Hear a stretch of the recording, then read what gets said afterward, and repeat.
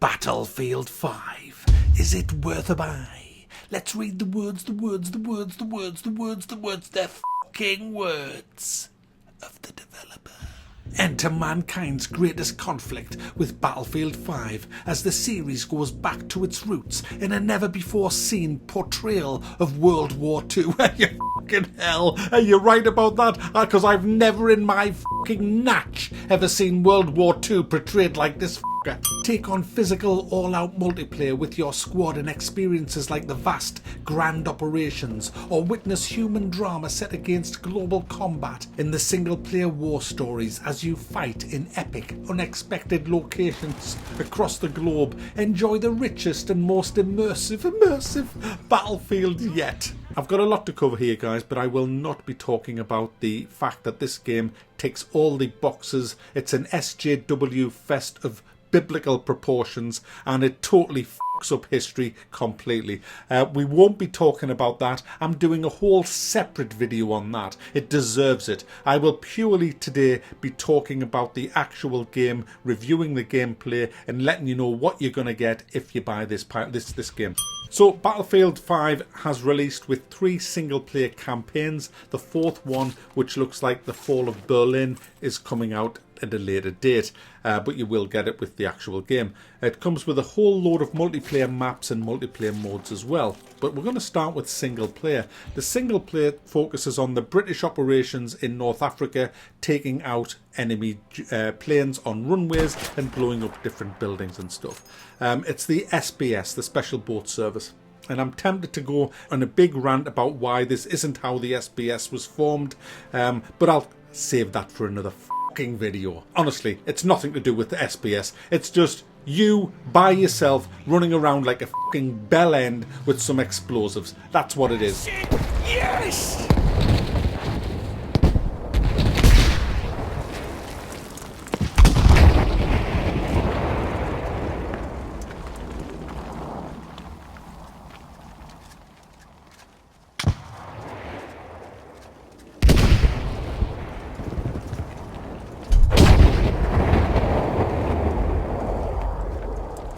Okay, so let's carry on. Now, I must admit, I thoroughly enjoyed the first mission of this game where you go and you're sneaking around. It's quite a big map. You've got 3 objectives. You can do them in any order you want. It's a very open worldy kind of map. You can go anywhere you want. There's vehicles lying around. There's patrols. There's Germans just like in bunkers. There's all sorts of stuff. It's very atmospheric and I thoroughly enjoyed it, and I thought the gunplay was fantastic. The AI wasn't, but it was still fun. And I just thoroughly enjoyed the firefights that I had. I thoroughly enjoyed assaulting bases until I realised that it was like Far Cry, where there's a tower, a radio tower, and one of the Germans will run to that tower to call for reinforcements, just like in Far Cry. But I got over it, and I still had fun despite that. The second mission had me just defending against waves of Germans. It was fucking rancid. I can't even remember if there was a third. Yeah, there was a third mission which was good. The third mission was very good. Actually, I really enjoyed the third mission as well. So far I was really enjoying the single player. And then I went to Norway. Norway is the second place you go to where you are trying to stop the Germans produce hard water, sending it back to Germany to produce an H-bomb. Now, these raids were done by the British commandos in association with the Norwegian underground. But obviously in Electronic Arts' games, you play what looks like a 15 or 16-year-old girl who takes on the entire German army herself. So yet again, you have zero feeling of being in a war, certainly nothing to do with World War II. You've just got this stupid little tart running around the place, totally and utterly nothing to do with what really happened in the... It does a total disservice to the Norwegian resistance, it totally does. The mission is just kind of like a stealthy sneaking around, but the AI is so bad, they can't see anything unless it's directly in front of them. Again, the gunplay was fun, but throwing your little knives around the place wasn't. So yeah, I didn't really enjoy it at all. It was just fucking awful, to be honest, and the story was tragic. I don't mean tragic as in sad, I mean tragic as in bad. The third mission, the French mission, no, it doesn't deal with French people. It deals with the colonials who were fighting for France. This was the best of the 3 campaigns. I thoroughly enjoyed playing the Somalian one, simply because I felt for once that I was in an actual war, because there was loads of other people on my side with me charging and fighting. So this was great. Yeah, you have to assault different German bases, and there's, you see tanks, there's loads of bunkers, trench warfare, there's all kinds of stuff, and it was thoroughly enjoyable. I really enjoyed it. The story's awful, but hey, it just ticks boxes. It's just a big fucking virtue signal saying, look at us, look at us, look at us. Let's talk about the multiplayer, guys, because Battlefield's always been about multiplayer. Battlefield is about playing in these big games with lots of tanks and vehicles and aircraft. It's the only game ever that's made you feel like you were in a war. And unfortunately, guys, that's not in Battlefield 5, because what Battlefield 5 is, make no mistake about it, it is Call of Duty. Battlefield 5 is Call of Duty. I've only ever seen in one battle, guys, and I've played this for I think 9 hours now in multiplayer. The most tanks I've ever seen in one battle was 1.5, because the other one was only half a tank. It was one of them little armoured car things. So I've only ever seen one fucking tank on my team at a time. One. Yes, that's right. If this is Battlefield, guys, this isn't Call of Duty, this is Battlefield. One fucking tank. One tank and a couple of planes. I mean, that's disgusting for a Battlefield game, guys. What this is Star Wars Battlefront 2 progression, running around a battlefield, pew-pewing. That's what it is. And I find it so unimmersive, guys. The battlefield actually sounds like a hen night gone wrong.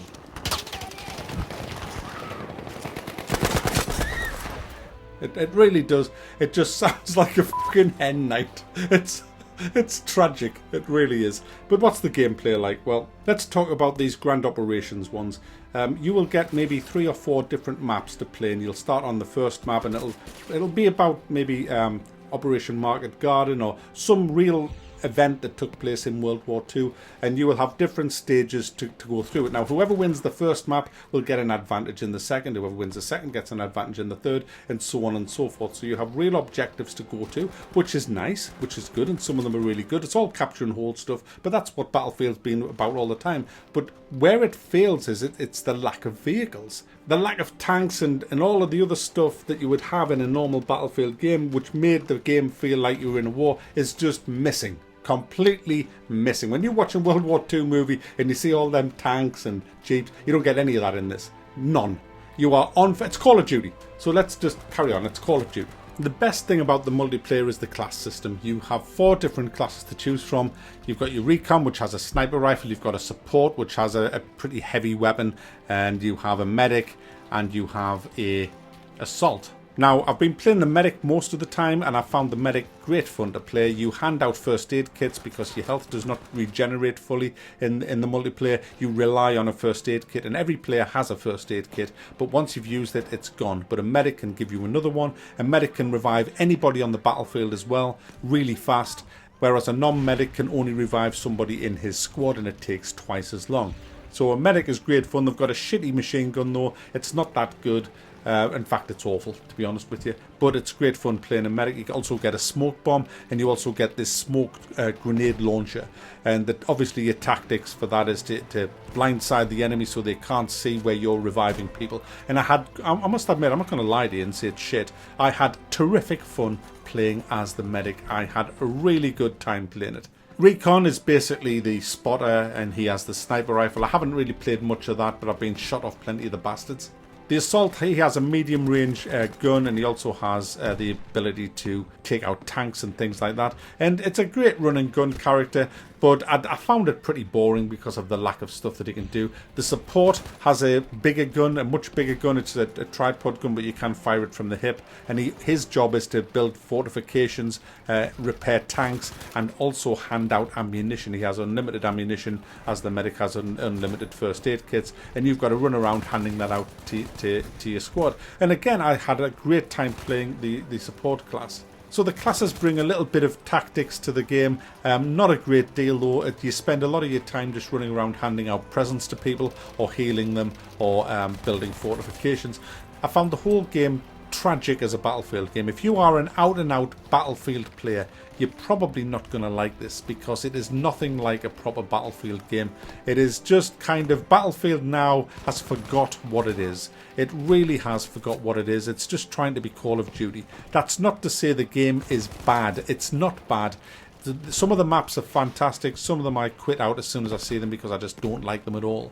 But the gunplay is fast and frantic. It's not like a World War II game. It's not the slower pace of Battlefield games. It's the breakneck speed of Call of Duty, running around, spawning on your squad leader's face, or whoever's in your squad that's out of combat that you can spawn on.